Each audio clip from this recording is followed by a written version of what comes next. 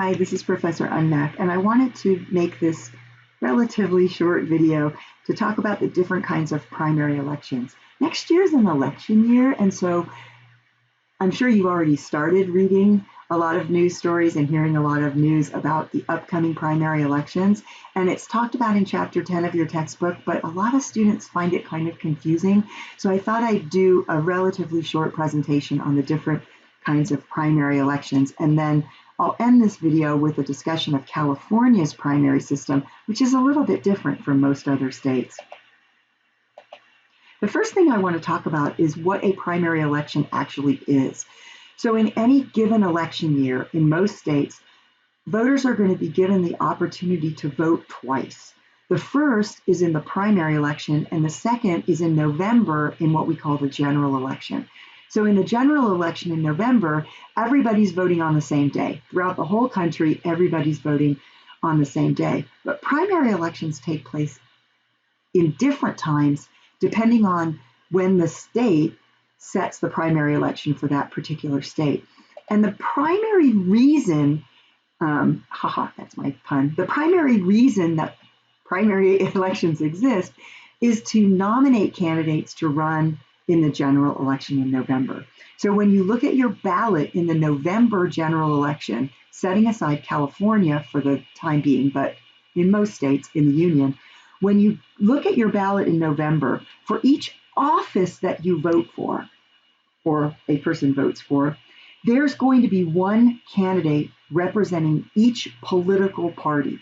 And those will be the candidates that a voter will get to choose from in the November election.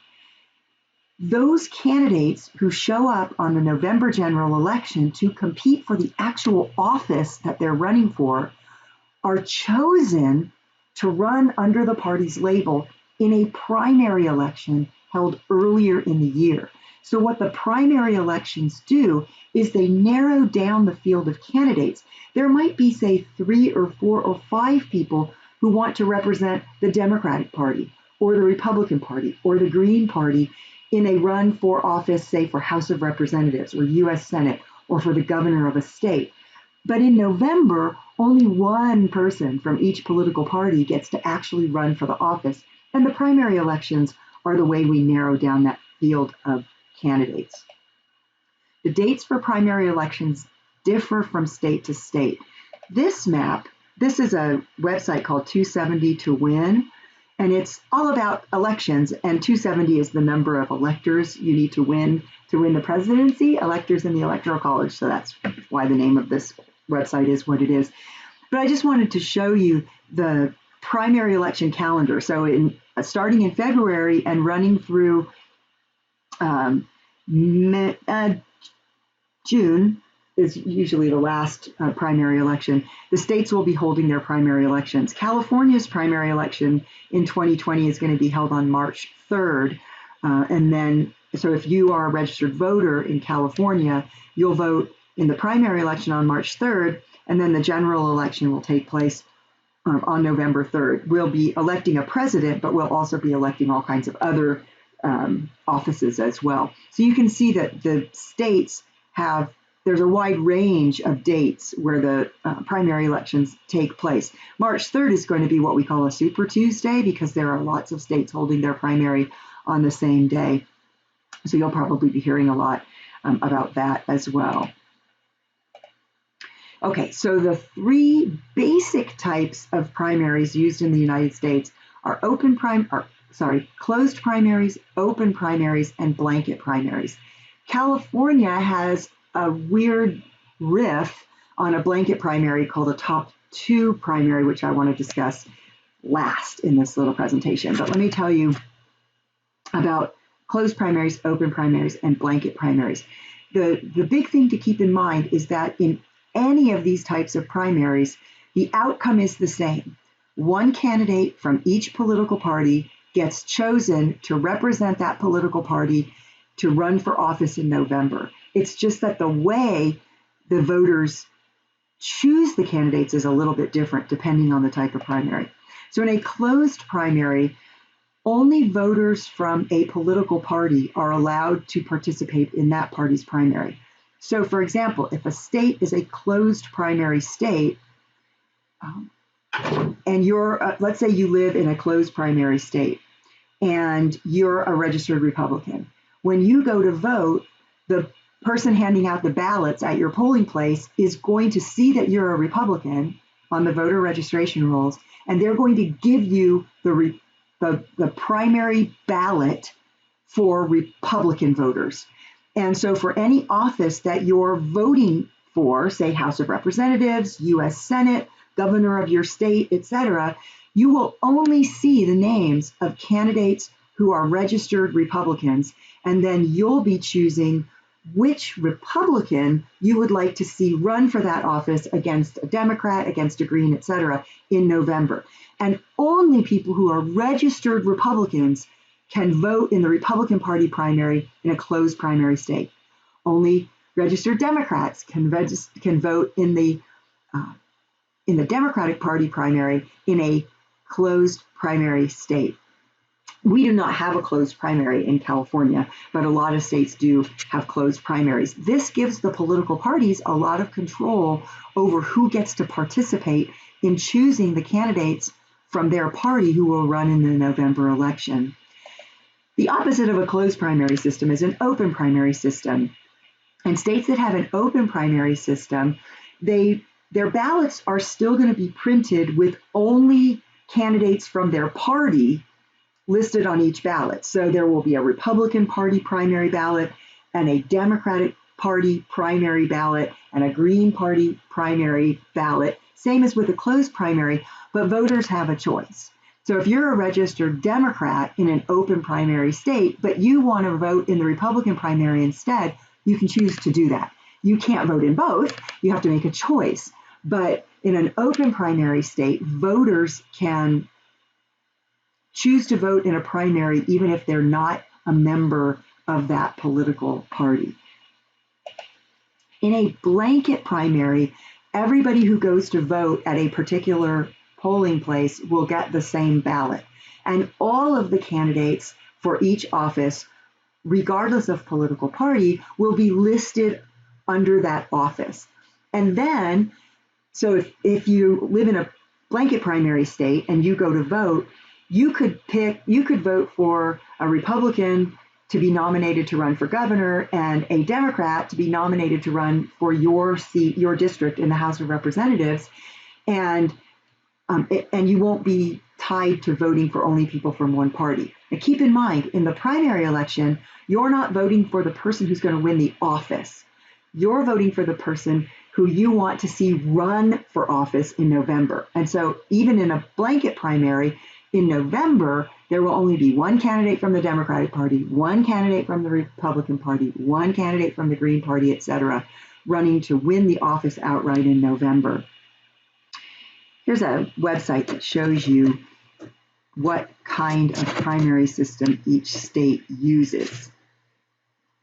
This is a website called Ballotpedia. It's kind of a Wikipedia about elections. It's actually pretty cool.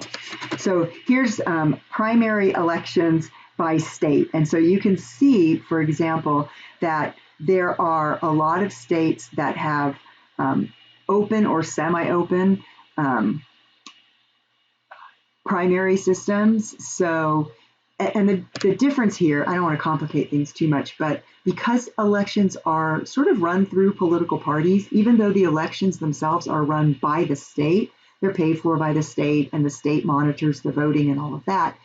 In some states, if it's an open primary state, for example, the parties might be able to choose whether they'll let people who are declined to state or no party preference voters, voters who are registered voters but not registered with a political party.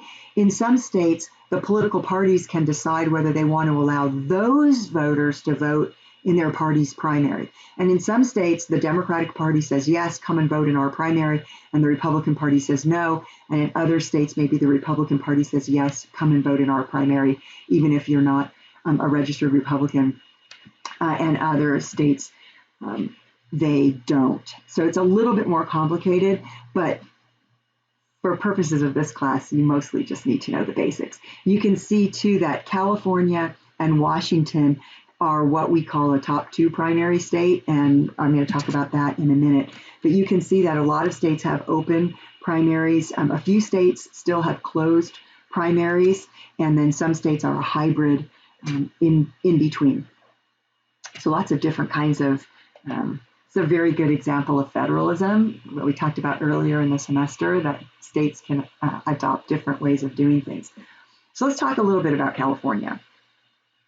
In 2010, California voters, through the initiative process, adopted what's called a top two primary system. This is also sometimes referred to as a jungle primary. And the way that it works very similarly to a blanket primary. So for each office, all of the candidates from all the parties are listed on the ballot. The difference is that whichever candidates get the most votes, whichever two candidates get the most votes for each office, they run against each other in November to actually win the office outright, even if they're from the same political party. It's weird, huh? Even if they're from the same political party. So in some parts of the state, there are not very many Republicans. So for example, in the Bay Area, in the San Francisco Bay Area, and in parts of Los Angeles, the Republican Party is not really very competitive. So in those areas, as a result of the top two primary, if we're thinking about an office, say, for example, for the California State Assembly, instead of having a Democrat and a Republican run against each other in November, the result of the top two primary might be two Democrats running against each other in November and no Republicans on the ballot for that particular office at all. In a really, really conservative area, say Placerville or some other parts of California, the Bakersfield area that may be much more conservative, you might end up for some offices having two Republicans on the ballot, depending on what the voter registration statistics are like in that district. So for the most part, in the really big offices like elections for governor and that kind of thing, the top two primary seems to still be resulting in a Democrat and a Republican running against each other. But in lower level offices, like for the state assembly and even sometimes for the state senate, in some areas that are really, really heavily dominated by one political party or another, we're seeing more instances where Democrats are running against Democrats in November or Republicans are running against Republicans in November. The losers in the top two primary are third-party candidates, because instead of nominating one person from each political party to run in November, you're only ever going to see two people running on the ballot in November. And since third-party candidates almost never come in the top two, they're almost always going to be in California completely shut out of the November ballot, which means candidates from a third party will almost never win. I mean, they almost never win anyway, but at least before we had the top two primary, they could compete for power in the November election. The top two primary system wasn't adopted to hurt third parties. They're kind of collateral damage of what might be a very good idea overall. It just doesn't happen to be very good for third parties. So anyway, that's a little bit of a primer on primaries.